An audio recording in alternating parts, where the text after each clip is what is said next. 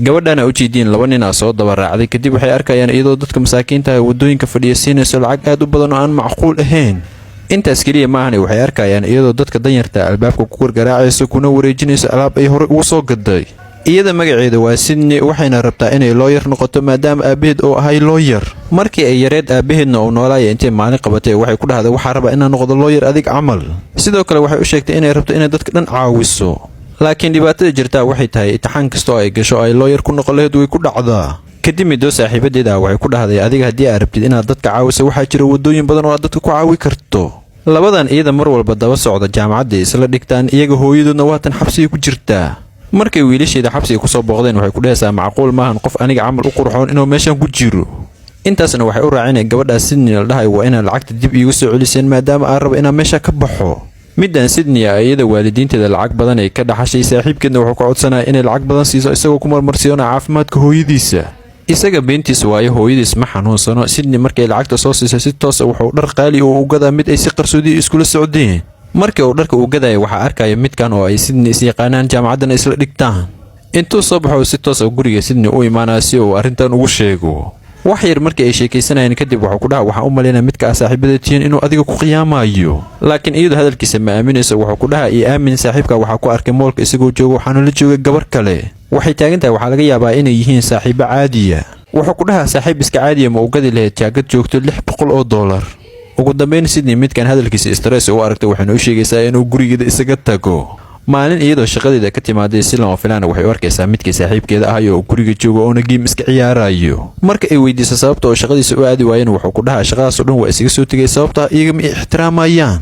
intaasna waxa u raacinaa ka waran haddii haafkayga kirida iga sii bixiso inta aniga shaqada ka helayo. intaas kadib habeen Sydney iyadoo cashir iska diyaarsanayso midka guriga dib ugu soo laabana. wuxuu u sheegaa waxaan ay saacadan sameynayso inay caajis yihiin. wuxuuna bilaabaa inuu ku qanciyo inuu TV-ga isaga la daawato marka qaarna loo baahan yahay inay iska nasato. ugu dambeyn way ka ogolaatay laakiin waxay u sheegtay inay xoogaa kadib dib u laaban doonto. markii ay Janice ku hesho waxay ku dhahaysaa maalin hore moolka miyaa joogtay qofaa wuxuu u sheegaa adiga iyo gabar kale inaa moolka wada joogteen dharna aa wada gadanayseen. wuxuu u sheegaa gabadhaas inay qaraabadiisa ahayd lacagta ay dharka ku gadanaysana ay waalidiinteeda soo siiyeen isaguna oo kaliya kaxaynayay. subaxda iyadoo jaamacadda timaaday oona imtixaan isku diyaarinaysa waxaa ka hor imaanaa labadii iyada daba socday. waxay ku dhahayaan waxaan aragnay saaxiibka oo la socda gabar kale laakiin iyadu ma aaminayso sidii midkii hore camal. kadib waxay weydiinayaan sababta ay maalintii hore dadka masaakiinta lacagta aadka u badan u siinaysay. waxay u sheegaysaa in aabaheed mar walba uu dhihi jiray inay caawiso dadka masaakiinta. intaas kadib waxay soo gashay galaaska ay imtixaanka ugu geli lahayd waatana iyadoo ka shaqaynayso. imtixaanka oo isla goobta lagu saxanayo iyadu way ku dhacday. macalinkuna wuxuu u sheegaa inuusan qof walba qaadin noqon karin. habeenkii iyadoo murugaysan oona ku jirta qol ay ku jiraan alaabihii marka ay yaraa ay ku ciyaari jirtay waxay ka helaysaa kaamiro.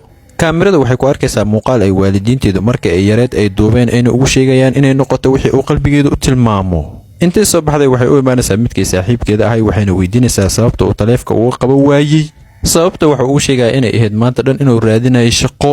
waxay ku dhahaysaa adiga ka dambeeyay inaa imtixaanka ku dhaco sababtoo ah adiga hameen dhaweytamaada iyo ogolaan inaa akhristo. intaasna waxay u raacsanayeen inay kala dhammaadeen ayna rabto asbuuca soo socda dhammaadkiisa inuu guriga isaga tago. laakiin isagu wuxuu taagan yahay gurigan anigu ma ka tegayay sababtoo ah kirida xitaa aniga dhinacayga ka bixiyaa. laakiin iyadu waxay soo xasuusinayay bilihii ugu dambeeyay oo dhan inuusan kirida bixinin. ugu dambeyn iyagoo istagaali raba meesha waxaa soo gaaraya kuwii Sydney ay jaamacadda isla dhiganayeen midkana way qabanayaan. isla markaasna booliska ay u wacayaan wax yar kadibna way imaanayaan isagana meesha waa laga waday. intaas kadib Sydney waxay bilaabaysaa kuwii jaamacadda wada dhiganayeen inay wada sheekaystaan. waxay u sheegaysaa inay quusatay hadda kadibna aysan rabin inay noqoto lawyer.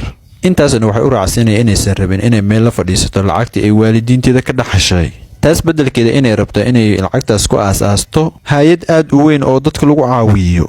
kuwii iyada markii hore daba socdana waxay ku dhahaysaa hay'addaas markaa aasaasayo waxaa u baahanaya shaqaale idinka ka war hadda in idin qaato. kadib ayagu hadalkaas way ku farxayaan. intay soo baxaan ay hooyadeed xabsiga ku jirtay dib ugu soo laabanayaan iyaduna waxay weydiinaysaa inay lacagta heleen in kale. laakiin iyagu waxay u sheegayaan inaysan sidaas samaynayn. intaas beddelkeeda ay rabaan inay Sydney caawiyaan iyo inaysan rabeen inay sii wadaan waxyaabaha qaldan ay samaynayaan iyada darteeda. ugu dambeyn muuqaalkan wuxuu dhammaanaya iyagoo meesha isaga tegay iyadoo ku qaylinayso meeshan dib ugu soo laabta ee halkaas soo dhawaada. ninkaana u jeedin waa duuliyihii diyaaraddan wadi lahay gabadhan oo caawiyiis ah waxay isku dayaysaa inay isbarto. laakiin isagu maanta wuxuu la yaaban yahay qofka caawiyiisa ah inay gabar tahay. isagoo aaday meeshii oo diyaaradda ka wadi lahaye waxay ku dhehaysaa wax walba waa inaad jeegarayna intaana duulin ka hor. laakiin isagu wuxuu taagan yahay waxaas waqtiga naga dhammaynaya, shaqadeena waxa waaye inaan sida ugu dhaqsiyaha badan dadkan u geyno meesha u socdaan. isla markaas waxaa diyaaradda soo korayo midkan oo ka socda dhinaca shirkadda diyaaradda iska leh. kadib duuliyuhu wuxuu bilaabaya inuu kaniini cuno markii loo sheegay intuusan duulin ka hor in su'aalo la weydiinayo. midkii ay shirkaddu soo dirsataa duuliyaha su'aalaha ku bilaabayo. wuxuu weydiinaya maxaa samayn lahayd haddii aad la kulanto matoorka diyaaradoo hilaabay. isla markaas isagu wuxuu bilaabaya inuu ismashquuliyo isagoo dhahaya gabadhan maxaa ku-xigeenkii uga dhigteen. wuxuu weydiinaya su'aal labaad oo ah maxaa samayn lahayd si aad u hubiso in isgaarsiintu ay tahay mid cad haddii ay dhacdo xaalad degdega. kadib waa kana isagoo wareeray oona su'aalaha si fiican uga jawaabeen oonu maanta dhan ku soo celcelinaya jawaabo isku qasqasan. isla markaasna gabadhii ku-xigeenkiisa ee ka faa'iidaysanaysa su'aashana waxay ugu jawaabaysaa sidii loo baahnay si kasii wanaagsan. kadib midkii dhinaca shirkadda ka socday duuliyaha wuxuu ku dhahaa maanta waxaa haysataa ku-xigeen wanaagsan meeshana uu isaga tegaa. isla markaas duuliyaha isagoo raba diyaaradda inuu duuliyaha midkood rakaabka ka mid ahay si kaliya laa uu qoslaa. isagoo xanaaqsana wuxuu weydiinayaa sababta uu qoslayo isaguna wuxuu ku dhahaa maba u ekid adiga duuliye xirfad leh. kadib waa kanaya isagoo la doodaya midkii rakaabka ahaya waxa u imaanaya gabadhii ku-xigeenka ahayd waxayna u sheegaysaa inay howl u taallo. midaana wuxuu ku dhahaa adiga ka dambeeyey in dadka igu qoslaan sababtoo ah hortooda igu ceebaysatay. diyaaradda markay ay duushay dadkii rakaabka ahay gabadhan waxay weydiinayaan midkaas sidee diyaaradda nugu aamini kartaa. laakiin iyadu waxay u sheegaysaa inuu sidiisa haba iska ahaaday uu yahay abuukaato khibrad leh. isla markaasna diyaaraddu waxay bilaabaysaa inay girgiriirto. wax yar oo ay sidaas ahayd kadib xaaladdu way soo fiicnaanaysaa iyagana waxaa loo sheegaya inay isdejiyaan. gabadhan oo rakaabka ka mid ahayd waxay taagan tahay waxay dhaheen waa duuliye dowladeed laakiin isagoo ma u eka xitaa inuu khibrad leeyahay. wax yar kadib diyaaraddu si nabad ay ku soo degtay kuwii rakaabka ahayna waa kuwana iyagoo ka deganayo.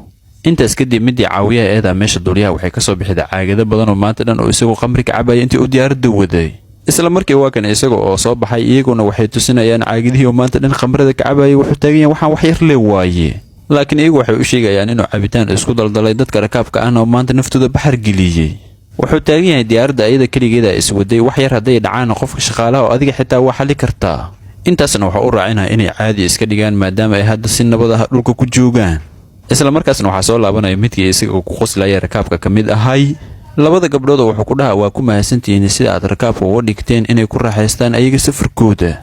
midkan duuliyahaana isaga waxa weydiinaya meeshan waxaa ugu soo laabatay mar kale in aniga igu qosasho. wuxuu ku dhahaa markaan meesha uma imaan inaan kugu qoslay waxaan u imaaday inaan kugu dacweeyo madowga shirkadaha. intaasna waxaa u raacinaya aniga dhinacooda ka socdaa shaqadeeduna maantana waxay inaan kormeero safarkan. kadib waa kana isagoo ka codsanaya inuu iska cafiyo maadaama uusan aqoonin qofka uu ahay. midii caawiyeysa eedna midkan waxay u dhiibaysaa caagadihii badnaa ee gacanta ku heesay si ay baxar usii geliso. ugu dambayn duuliyaha waxaa lagu dhahaa duulinimada waa laga hakiyey waxaana isku diyaarisaa baaritaanka soo socdo. muuqaalkeenuna intaas oo ku ekaayay hadda halkaas soo gaarta legnoosa.